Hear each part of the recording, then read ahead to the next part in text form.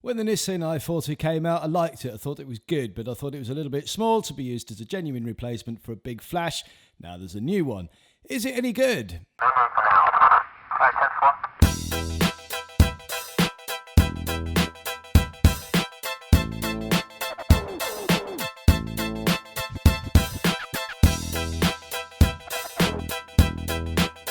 Hi, my name's Matt Widgery from mattwidgery.com. Yes, indeedly doodly, this is the Nissin i60, which, if you're anything like me, you've been waiting for like a really long time because it's exciting. It's one of, I think, the most exciting flashes that's come out recently for the Fuji system.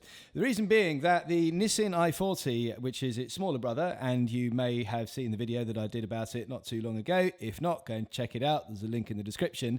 It was a really nice, compact little flash, and that's good when you've got small mirrorless cameras.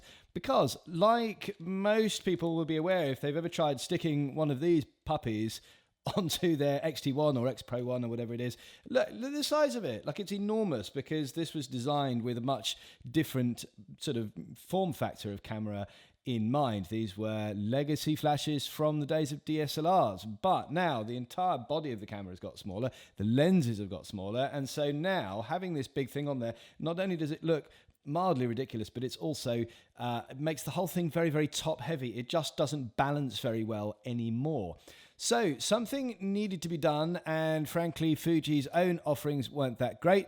Then Nissin came out with the i40, which was this really tiny little flash, and it was magical. It was not the most powerful flash in the world, but it got you, it was so much more powerful than pretty much anything of its size, and was just ridiculously small and cute and well made and lovely, and it got a really nice following to it. I really liked it. I even shot a wedding with one, and it worked incredibly well. But there were a couple of occasions where I really felt like I would like a bigger guide number.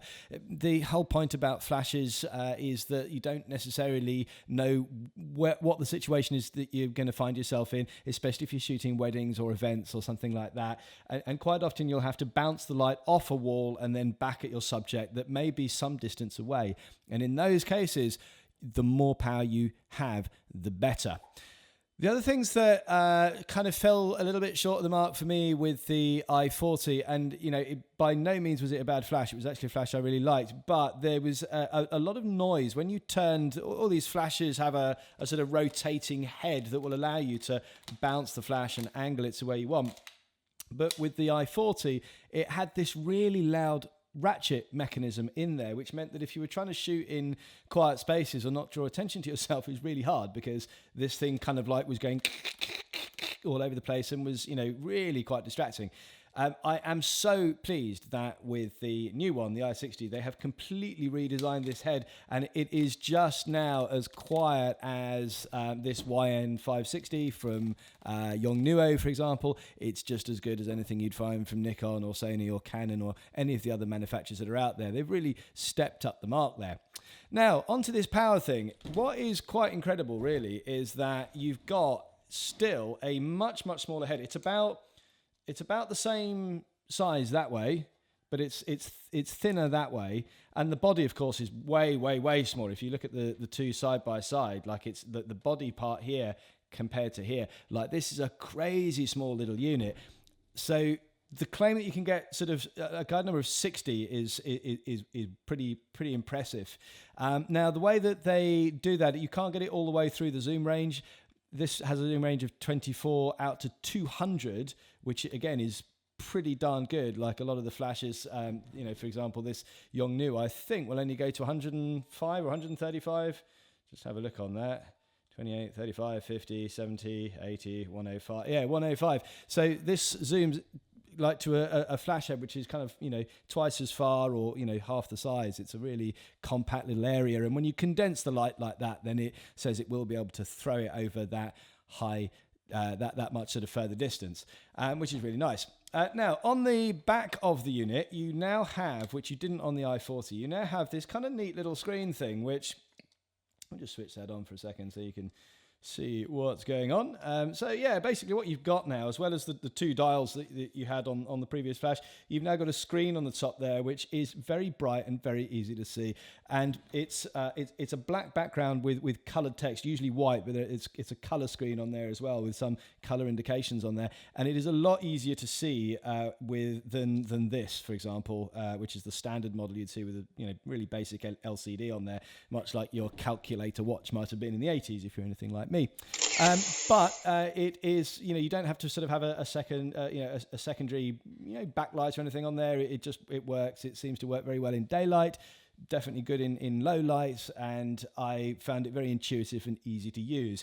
And I'm also glad that they didn't switch out the dials for buttons. The nice thing about using the Fuji cameras is that everything is these scrolly old school wheels, and so being able to use scrolly old school wheels on the back of the flash as well feels like there's some continuity of workflow when you're moving between the body of the camera and the body of the flash, and I really like that. Other features in here, you've got a nice little video light, which is useful, occasionally if you need to sort of shine a little bit of light out there. And again, this is controlled by the wheel on the back of the camera. You can control the amount of power that's coming out of that as well, which is pretty nice. Now, there is, of course, the new control system, which is coming out with the Nissin i60, which allows you to use their own bespoke radio triggers to be able to control these things wirelessly. At the time of recording this, they didn't have any review samples left to send me, but there will be some on their way soon, and so as soon as I get those, I will come back to you on that and tell you what they are all about. But that really does make this a very useful system. Apart from when I'm doing, events and weddings, most of what I do with Flash is off camera. And so having a system that kind of all works together is, super useful for that. Now, you do still get TTL as you had on the Nissin i40, which is absolutely great and works just the same as the other one did. But the other one you had to, with the i40, there was a sort of hack, a sort of workaround that you could get high-speed sync from. This, you can do it right out of the box. It's got a function directly on the back of the camera, and it works a treat. I don't know why all flashes these days don't come with it. It seems extraordinary that they don't. I mean, I guess it does require a little bit more power to use it and slightly more complicated electronics inside, probably, but it does seem to me that it's something that pretty much everything should use. That being said, you are going to be using the flash, at a higher power mode in those cases. And one thing that I will say about this, and I guess the sacrifice to having this small form factor, is that although the flash is now certainly almost as powerful as the big flash, really not a lot of difference in it. You won't really notice in your daily life. What you will notice is recycle time. If I put both of these flashes onto manual mode and then kick them all the way up to full power, and we're just going to do a little bit of an experiment here just to show you the difference between how long it takes to after the flash goes off to recycle and be ready for another flash. So what we're going to do is we're going to turn these around, and I'm going to do my best to be able to kind of like get you to see this a little bit. So here we go. And go 1, 2, 3, bang.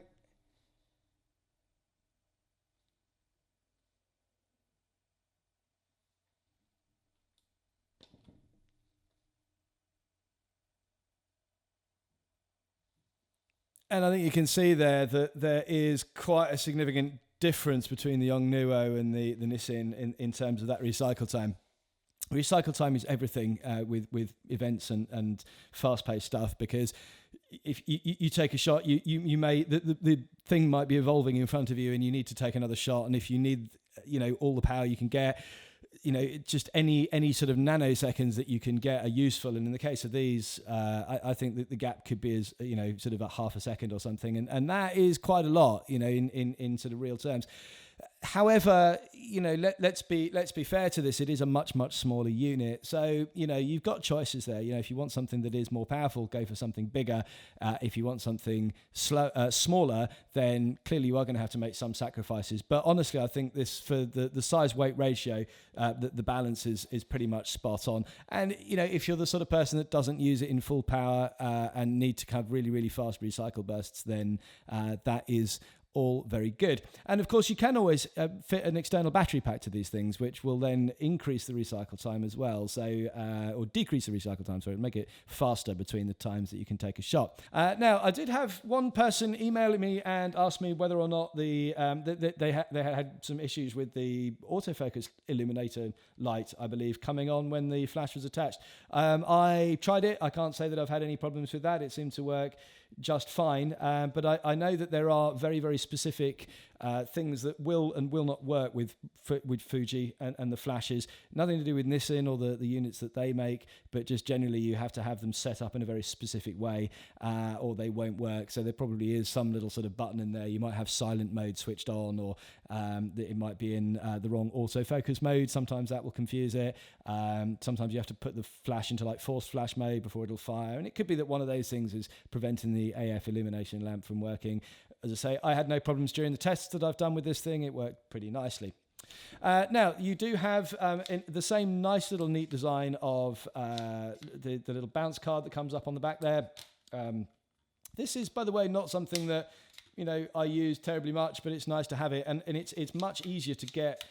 You can flick it up with a thumb because it's actually on a plate on the outside, compared to the way that most do it, where you have to kind of dig around with your thumbnail in there to pull these bits out, and then it's sort of on this, like, that's just a little flexy bit of card, and then you've got the diffusion thing that flops down there, whereas with this, like, it just comes out, it's a nice solid thing like that, which is nice, and then you do have one of those that flops that way and gives you your little diffusion panel as well.